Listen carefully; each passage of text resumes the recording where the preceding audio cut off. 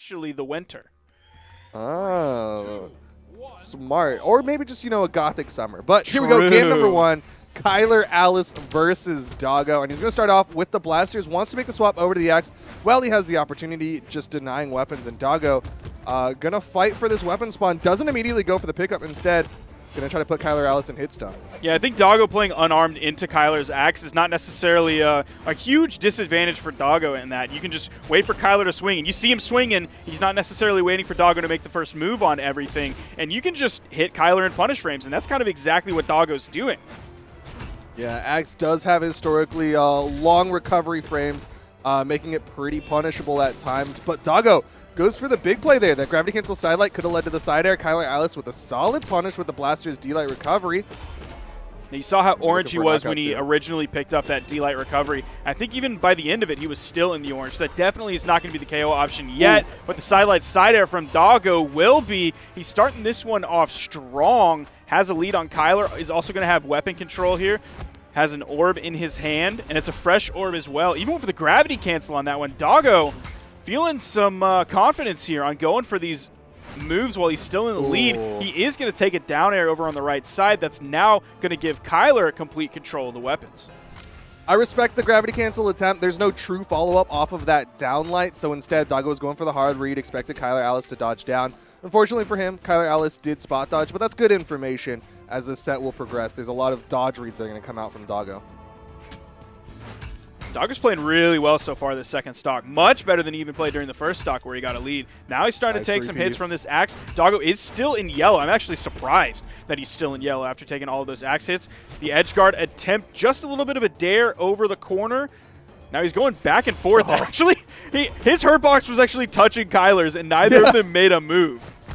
Just the raw position threat. Neither of them opted to go for a move, but Doggo still winning out, has stage control, has weapon control, has Kylar Alice in an awkward spot, but he is able to pick up the axe, and some dares could lead to the stock advantage to Kylar Alice. I was expecting Doggo to maybe clean the second stock up pretty quickly. Just a lot of the different moves that he would have in his kit would KO Kylar because he was so damaged, but he just kind of kept going in a little bit too ham. I think he went a little bit too reckless there, and Kylar was more than happy to punish all of those attempts. Like, look how far that unarmed sidelight almost sent him off screen. Doggo has the true combo kill confirm. He has the sidelight side air, could just hit a raw side air, could hit a recovery. A lot of different orb moves will be the KO option, but he just sort of decided to go in, stay on Kylar, keep the pressure up, but he wasn't tight enough on it. So Kylar actually found his way back. Nice little unarmed damage here. Doggo's now in the orange. Kylar has a serious lead, has not been touched. Sidelight Nair has Doggo in the red. Another Nair further into red. Almost hits the side air that might have sent Doggo to his death. Yeah, a little bit of slop coming out onto Doggo on that last stock as he is in trouble, and he doesn't have the movement. Gonna fall to the axe of Kylar Alice. Game 1, swinging the way of Kylar, and I think you're 100% right on. Doggo got really greedy with that one side air off stage, but I don't think that was the linchpin as much as, like, once they kind of reset into final stocks, Doggo just started swinging the wrong direction, and that's when I started getting nervous. I was like, okay, are you lagging out right now? Because why are you throwing downlights to the left when Kylar Alice is on the other side of the stage? And that is interesting to note. It's not even just like Doggo started to play poorly and that's the reason that he lost. He played poorly and Kylar started to play better. So Kylar was finding those moments where he could punish. So it's a negative on Doggo and a positive on Kylar, which you put those two together, that is a big gap between those two. That's some quick maths right there. But here we go into game number 2. No swaps just yet on either side. Kylar Alice likely feeling a little bit more confident after that win in the last one. Going to pick up the axe again to go up against Doggo's side. Yeah, we don't see him swap to Bodvar here, even in game 2. Doggo is starting out with a scythe, but we haven't seen him do too much with it just yet. He did some great work on the second stock in the last game with the scythe. He had a massive lead. I think he got Kylar into the red while he was basically still white. Kylar was reaching big with that side signature. Doggo, you're seeing a very different neutral come out from Doggo, and Kylar Alice still finding the hits on top of it. I was going to say, Doggo's trying to play a little bit more defensive. You saw how far he was dashing away from Kylar, but a little bit of trouble here. Ooh, nice pickup there. Gravity cancel down light right out of hit stun. To see some movement from Kylar, he needs to be a little bit careful. Can't go too ham here. Woo! Picks up his weapon after hitting the unarmed recovery. Good job jumping over that weapon spawn as well.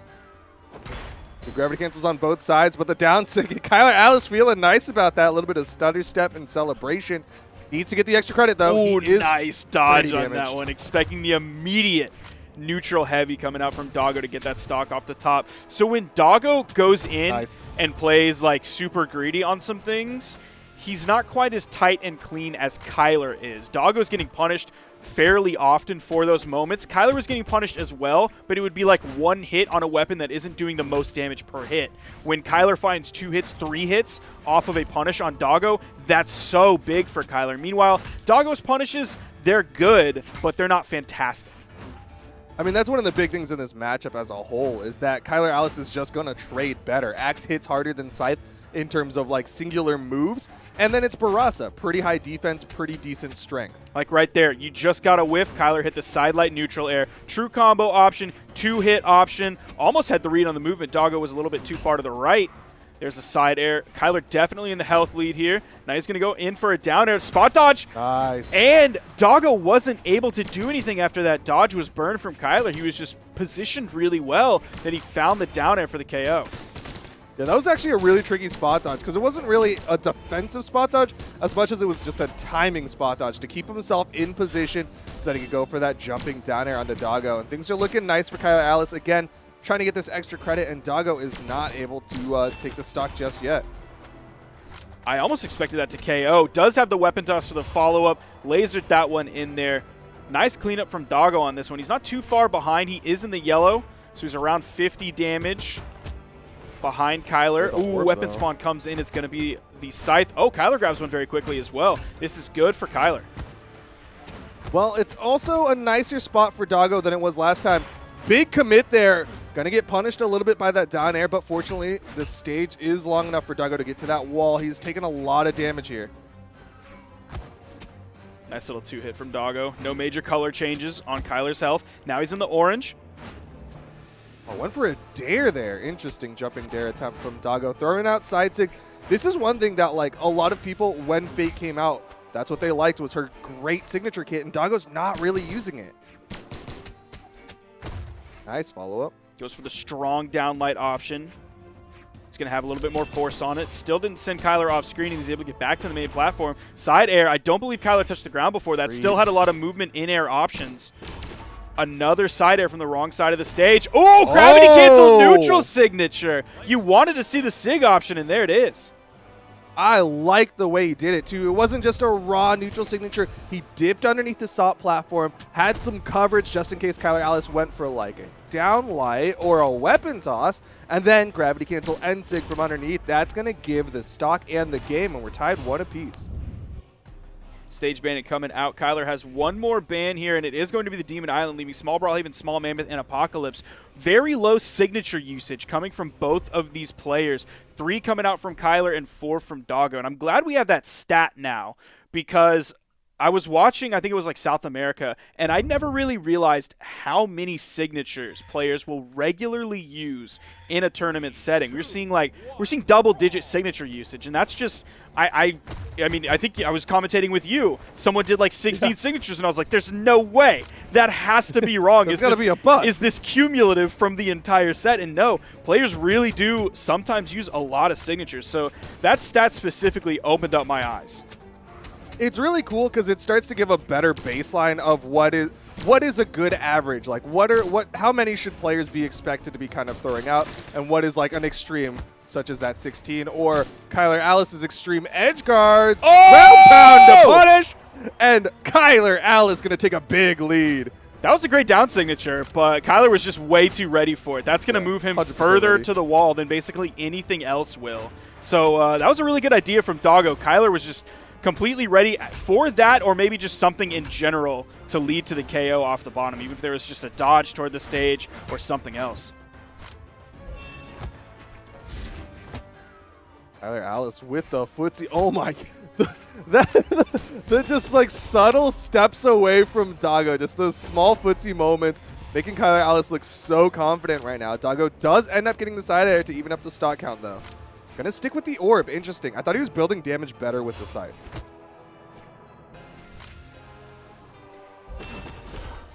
Maybe he just likes more consistent follow-ups. Like, he's finding the 3-hit there, which is good. There's a side air. Maybe he just feels more comfortable and safer on the orb than he does on the scythe. He has neither of them, and Kylar's going to find another edge guard situation. That one was easy peasy lemon squeezy for him. Yeah, he saw that was 100% checkmate situation right there for Kylar Alice to get that. And nice downlight and a falling side air. Kylar Alice is starting to run away with game number 3. Blaster's looking good here. His Axe looking extremely confident as well. Weapon spawn comes in. He spot dodges, and he's able to get to the weapon spawn. The neutral light from Doggo is going to send Kylar over to the left. Trading 1 for 1, like you said earlier, it's going to be in Kylar's favor every time. There's a whole different personality coming out from Kylar Alice here in game number 3. Like, just the way that he's moving around Doggo looks so much more confident. He's willing to play that unarmed into Doggo's orb a lot more. He's just looking good right now. He's playing a little swaggier than normal. Like, it's not too much. He's not doing these crazy things. He's not taunting a lot, but you do see that, like, those little stutter steps that he's throwing out, and he's only throwing out a few. He's definitely on that Sigma male play style here. Yeah. Just a little bit flashy, but not too flashy. Playing things clean. Like there you're seeing it come out. He's not even waiting to KO Doggo. He's just getting in his head a little bit here. Just that Australian Sigma grind set right now. Falling side air, and Kylar Alice needs just one more to take game number 3 and put himself up big to close this one out. Neutral light still not enough, but just look how calmly Kylar Alice is like, look, I got this. I just need a neutral light, and this is going to be over. It's side air. Kylar Alice is going to take game number 3, and he is now 1 away from guaranteeing a top 2 finish. He's also not having to hunt for these KO options, which is something that Axe players regularly have to do. Here's a beautiful edgeguard situation. Hits the side air as well there. This is the down signature immediately. Oh, man. Kylar nailed that one. That was a beautiful edgeguard.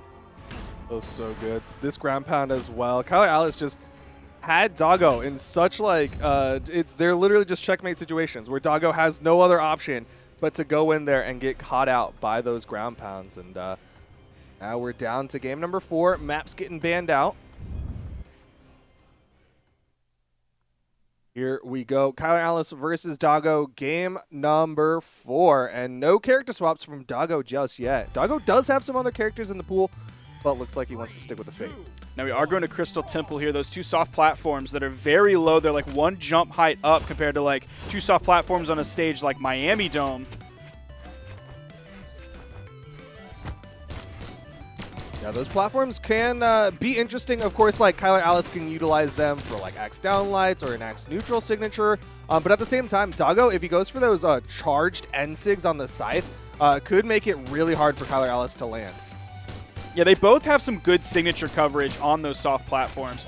Oh, Kylar. Nice punish. Side sig over the edge. Doggo finds 2 hits. Can he clean this one up? Just one more. Got the landing.